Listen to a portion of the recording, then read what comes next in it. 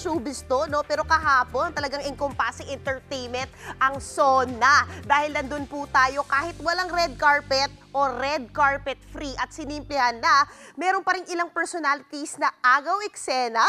Narito pong report. Muted colors, simpleng makeup, Filipiniana at baro. Yan ang nanaig na theme ng mga dumalo sa State of the Nation address ni PBBM.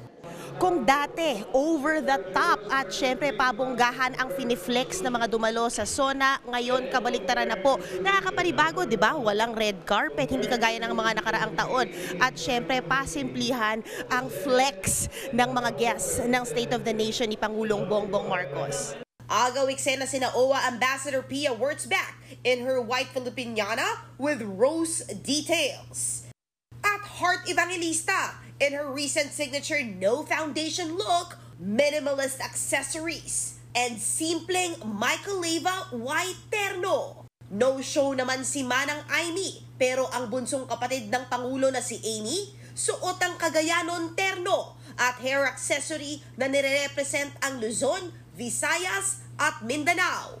Pasado sa mga senador ang no red carpet mula kay Tito Sen. Ay, salamat, mabuti naman. Camille Villar in her white Filipiniana. Tama yan, let's focus on work. Hanggang kay Senator Kiko Pangilinan. May joke pa nga kung bakit absent si megastar Sharon Cuneta. May mga gawaing bahay.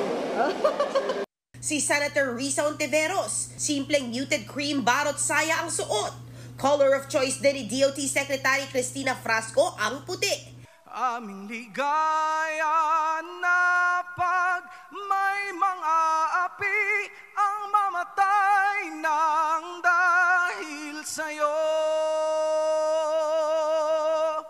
Umali naman ang papuri ang a cappella singing ng lupang hinirang ng first Filipino The Voice USA champion na si Sofronio Vasquez. Litaw na litaw dyan ang kanyang pagka-Pilipino.